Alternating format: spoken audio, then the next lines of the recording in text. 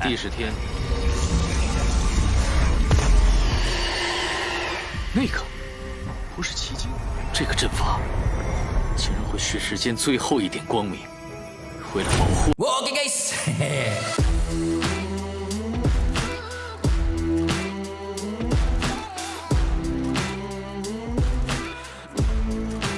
Mungkin selama ini kalian nonton loncat-loncat tentang Donghua si Shinji. Nah, di Cakra Diva kalian bisa nonton dari season 1 episode 1. Awal mula banget Donghua si Shinji. Di setiap deskripsi video kalian bisa lihat keterangan dari setiap episodenya. Kalian tinggal nonton aja dari part 1 ada di playlist Cakra Diva si Shinji ya. Link di pojok kanan atas. Atau kalian juga bisa lihat judulnya di setiap thumbnail. Mulai dari si Shinji part 1, part 2, part 3, dan seterusnya. Buat kalian yang baru gabung jangan sungkan untuk like, subscribe, dan aktifin juga loncengnya, oke? Biar gak ketinggalan alur cerita Donghua si Shinji selanjutnya dari Cakra Diva.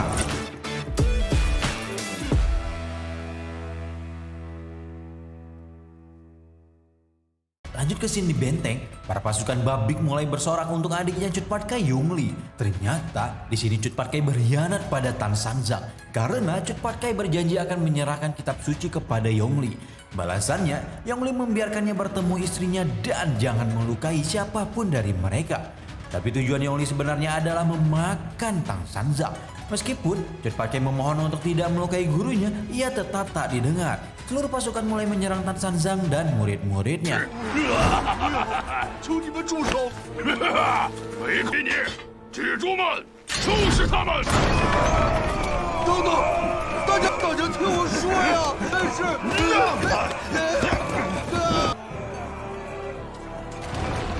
Belong cukup kesusahan melawan mereka dengan cakarnya karena kulit Babik yang tebal.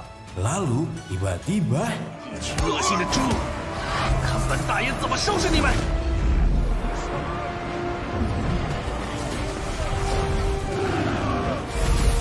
懂人吗？我面前你不过是一条小虫。Patkai bilang senjata itu adalah garpu besi 9 runcing miliknya yang bisa menciptakan kerusakan daripada senjata biasa. Dan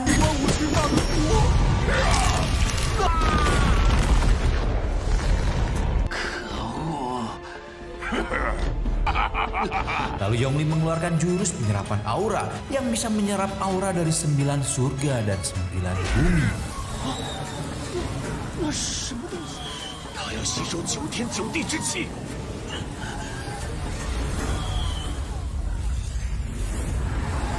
Tan Sanzang menjelaskan kalau di jalan iblis, beberapa iblis bisa mendapatkan kekuatan tambahan tergantung lingkungan dan kondisinya. Contohnya, klan Babik. Saat mereka bertarung di hutan lebat, mereka bisa menyerang kekuatan sekitar dan memanfaatkannya. Kadang-kadang, mereka bisa memperkuat diri mereka berkali-kali lipat. Kalau mereka meninggalkan lingkungannya, auranya juga akan menghilang.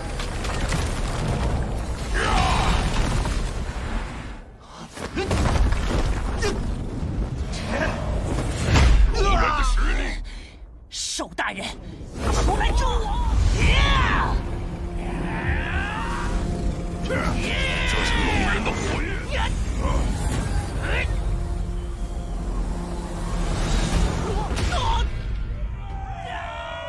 没有驾驭龙魂的力量，不要在我面前逞强。 Yongli bahkan berani menantang Tan Sanzang, Dewa Surga dan Dewa Asura. Di sini Cut Patkai mencoba memprovokasi Yongli, tapi malah dia yang ciut duluan. Yongli mulai menceritakan kebodohan Cut Patkai yang hidup sebagai pewaris dan memiliki istri cantik tapi malah ikut dengan Tan Sanzang. Dan kembali dengan kehilangan taringnya yang merupakan simbol klan Babik. Dua taring tersebut merupakan simbol keberanian dan kekuatan. Setelah pulang ke kota Babik, ia tak lain hanyalah seorang pecundang dan gelandangan tanpa taringnya. Patkai tak bisa menyalahkan siapapun selain dirinya atas hidupnya. Pendengar omong kosong Cut Patkai, akhirnya Yongli buka rahasia kalau ternyata istri Cut Patkai sudah sejak lama dimakan oleh Yongli. Cut Patkai kaget dan mulai memukuli Yongli. Karena itu Yongli melempar Cut Patkai ke bawah dan hendak membunuhnya dengan garpu besi. 我们之间早该做了，去死吧！呀！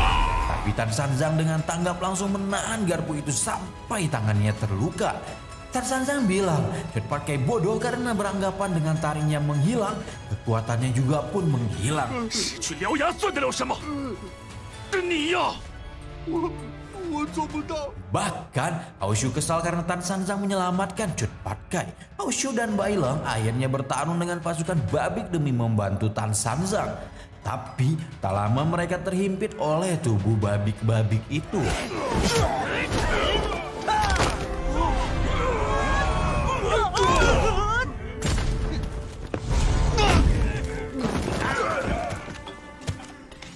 Hehehe 要经过一场恶战才能成功。毕竟唐三藏并非泛泛之辈，快大道上的其他家伙都奈何不了他。 Saat Yongli mendekati Tan Sanzang, Cut Pat Kai mengingat perkataan gurunya. Memangnya, kenapa kalau taringnya menghilang? Dirinya tetaplah dirinya. 失去獠牙算什么呢？ Hal ini membuatnya bangkit dan mulai menantang Yongli. 再懦弱下去了，恕我永不可能吃到我师傅的。为什么？ Seperti kebiasaannya, Cut Pat Kai mulai mengucapkan slogannya semasa perjalanan ke surga barat. Yongli yang mendengarnya mengingatkannya kalau dia lagi sedang melakukan misi sebagai ejekan. Tapi maksud Cut Pat Kai adalah dia mengumumkan bahwa dirinya tak akan diam saja jika Tan Sanzang diserang. Cut Pat Kai mendeklarasikan kalau pertarungannya dengan Yongli adalah untuk melindungi gurunya, dirinya sendiri, dan merebut kembali apa yang sudah hilang dari tangannya. Tanpa lama lagi ia terbang ke istana tinggi dan menggunakan jurus yang sama yaitu penyerapan aura.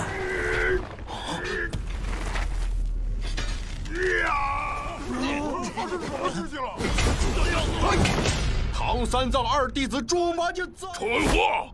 你早就从西天劫了我。哦，对呀、以前讲习惯了。哼哼，总之就是叫你不要打师傅的主意。今天这一仗，我要重新夺回一切。 Para pasukan Babik terperangah. Begitupun Yongli juga kaget Cut Pat Kai bisa melakukan formasi itu. Tan Sanzang mengetahui saat Cut Pat Kai mengumpulkan aura gunung dan hutan itu adalah bentuk sejati saat dia bertarung.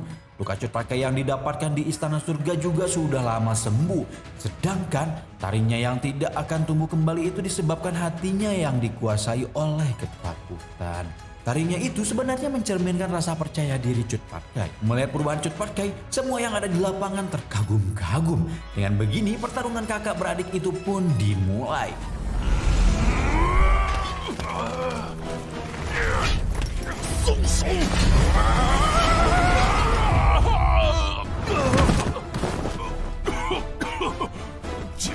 折断你几根小骨头就受不了了。 王烈，你给我闭嘴！少在那得意了！小战士，你这小偷，现在会让出来的！呀！ Kini kita dibawa ke masa lalu. Cut Pat Kai berpamitan kepada Yongli untuk pergi ke surga barat bersama Tan Sanzang. Dan kemungkinan ia tak akan kembali selama 10 tahun. Cut Pat Kai menitipkan kota pegunungan Babik dan istrinya kepada adiknya. Saat itu Cut Pat Kai yang pemalu dan penakut sempat ragu untuk pergi. Tapi ternyata istrinya memberikan dorongan dan dukungan kepada Cut Pat Kai untuk pergi dan berpikir untuk membuktikan bahwa seorang pria harus melakukan sesuatu yang hebat setidaknya sekali. 哼，我要证明给他看。 Kembali ke scene pertarungan, Cut Pat Kai sudah berhasil menonjok Yongli. Cut Pat Kai merasa jika Yongli sudah ingkar janji kepadanya.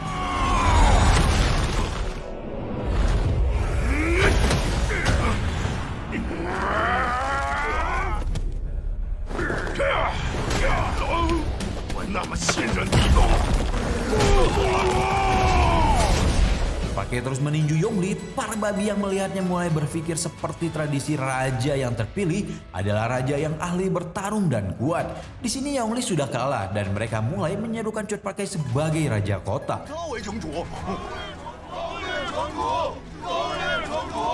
Bahkan orang yang meninju Bai Leng juga berpihak kepadanya. Haoshu merasa aneh dengan sifat para babik di sekitarnya. Tan Sanzang yang paham betul dengan Cut Pat Kai, dia tahu jika wujud dan kekuatan Cut Pat Kai seperti ini sangat jarang bisa dilihat. Ya karena wujud biasa Cut Pat Kai kan gemuk dan sedikit terkesan anjing gitu ya, babik gitu ya. Ketika Cut Pat Kai hendak memberikan tinju terakhirnya kepada Yongli, terdengarlah suara wanita dari belakang. Ia adalah Cuelan, istri Cut Pat Kai. Tapi para babik memanggilnya Nyonya. 你放心吧。 Bailong juga memuji istri Cut Pat Kai cantik dan pasti. Cut Pat Kai senang, tapi Aoshu dengan misteriusnya mengatakan, senang? Pasti sudah tercium sesuatu nih. Cut Pat Kai mulai mengutarakan hatinya yang akan menebus kesalahannya di masa lalu kepada Cuelan. Tapi punggung Cuelan sudah menyiapkan pisau daging dan malah menyerang Cut Pat Kai. Tan Sanjang membantu Cut Pat Kai menghindar dan mengatakan kalau istrinya sepertinya tidak mencintainya. 李夫人似乎不太 Cuelan marah kepada Cut Pat Kai karena mengganggu kesenangan keluarganya dan meminta para babing untuk menyerang Cut Pat Kai. Tapi mereka sudah mengakui Cut Pat Kai sebagai raja dan memilih tidak untuk ikut campur. Cut Pat Kai masih tak terima dan berlutut di hadapan Cuelan yang merasa jijik dipanggil istri olehnya. Ternyata di masa lalu setelah Cut Pat Kai berjalan pergi dari gerbang benteng dan menyusul Tan Sanjang, Cuelan muncul di balik pintu gerbang. Ternyata dukungan yang ucapkan tidak benar-benar tulus. Ia hanya ingin Cut Pat Kai pergi meski dia tahu perjalanan ke barat bukanlah hal yang mudah. Yongli dan Cuelan ternyata sedang sekedip papak di belakang Cut Pat Kai. Ketika mendengar kabar Cut Pat Kai kembali dan mengetahui ia pulang tanpa taringnya, mereka merasa senang dan sengaja membuat Cut Pat Kai menjadi gelandangan di kota pegunungan babik. 干脆杀了他！ 用不着。 Di sini Cut Pat Kai merasa tak terima dan terus menyangkalnya. Ia tak terima atas kenyataan istrinya selingkuh dengan adiknya sendiri. Cuelan tak suka Cut Pat Kai menyalahkan Yongli. Dia mulai mengungkapkan isi hatinya yang sebenarnya. Cuelan bilang dia membenci Cut Pat Kai setelah Cut Pat Kai menyelamatkannya dari iblis. Cut Pat Kai merasa terobsesi kepadanya. Cuelan merasa berterima kasih karena itu ia menikahinya. Tapi Cuelan mengetahui ada yang salah. Ternyata Cut Pat Kai sangat egois dan penakut, pembawa kebencian, sombong dan pengecut. Dan semua itu sangat menjengkelkan baginya. Setiap hari Cut Pat Kai selalu membicarakan hal yang menurutnya hebat dan itu sangat menyebalkan. Barulah Cut Pat Kai sadar jika Cuelan mendukungnya pergi hanya agar tidak melihatnya lagi. Pakai histeris sendiri, ia bilang Cuelan yang selingkuh tapi menumpahkan semua kesalahannya kepadanya. Dan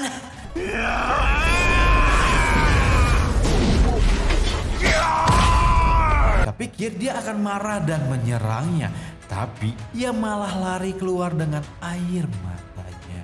Sakit juga dihianati sama orang yang dipercaya, apalagi keluarganya sendiri ya. Scene dengan suasana bukit batu yang sejuk. Di atas bukit ada Tan Sanjang bersama Cut Pat Kai.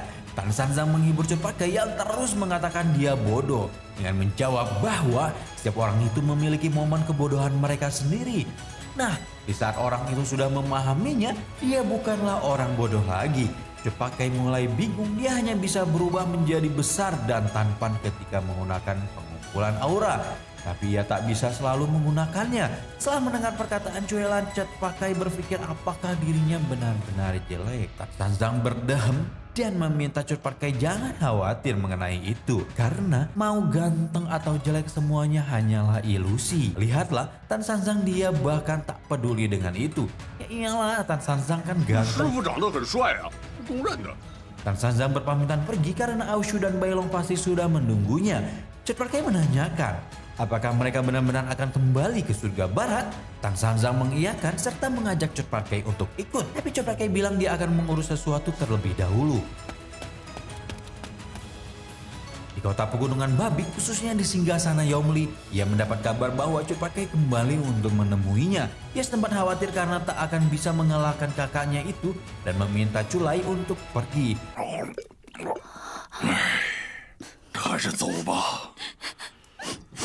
Tapi Cut Pat Kai datang dan meminta mereka tak perlu pergi dan dia juga tak akan membuat masalah. Cut Pat Kai datang hanya untuk mengucapkan selamat tinggal kepada mereka dan memutuskan untuk melupakan semuanya lalu mendoakan mereka bahagia. Cut Pat Kai hanya meminta satu permohonan, yaitu pelukan dari Culai. 来，我要走了，你和永烈就好好的过。什么？临走前，我对对，就一下。 Setelah diizinkannya, dia memeluknya dengan agresif. 我滚喽！ Yang Li dan Chulain melihat kepergian Chotpake dan merasa Chotpake sudah berubah. Di sisi lain, scene ini mengingatkan kita ke ending season 1 part 4 di mana si Tian mendengar kabar Buddha yang masih hidup. 原来还没 Dan kita dibawa ke masa saat kitab suci berada di tangan si Tian. Si Tian menempatkan kitab suci di sebuah batu yang menjadi pusat sebuah informasi. Di sini sepertinya kekuatan kitab suci diserap sehingga apinya membesar. Tiba-tiba Buddha datang karena membuntutinya. Buddha kaget melihat kitab suci seperti itu dan tahu tentang ruang rahasia yang suram seperti itu ada di istana. Ia sadar dengan susunan itu, energi kitab suci akan cepat lenyap dan apinya akan padam. Mereka berdebat karena si Tian bersikap sesukanya terhadap kitab suci yang sudah capek-capek dibawa Tan Sanzang untuk kepentingan perdamaian dunia. Dan 属于我的。第10天，我们委托唐三藏等人，你若对他另有所图，即便你是天，就凭你！ Buddha menyadari kekuatan si Tian terdapat beberapa macam kekuatan dari luar surga. Si Tian tak sabar untuk membunuhnya karena langsung menampakkan sifat aslinya. Karena itu, sesuai dengan kecurigaan Buddha selama ini, tanpa lama-lama ia merebut kitab suci dan perkelahian maut pun tak bisa 世 dihindari. 间最后一点光明，为了保护他，死亦无悔。 Kembali kepada si Tian yang masih mengingat masa lalu. Ketika Buddha berusaha melindungi kitab suci dengan nyawanya, si Tian menyerangnya sehingga jiwa Dewa Buddha terluka parah olehnya. Ia pikir Buddha tak akan bertahan hidup, tak disangka Buddha kembali menghalangi jalannya lagi.